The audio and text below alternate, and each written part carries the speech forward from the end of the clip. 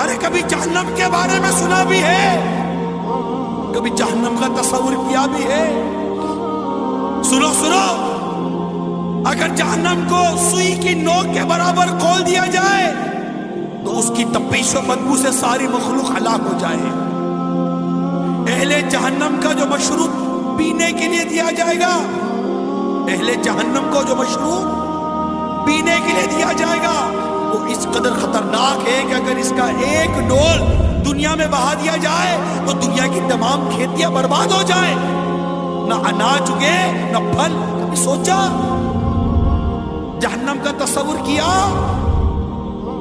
جہنم کے سانپ اور بچھو بے حد خوفناک ہیں۔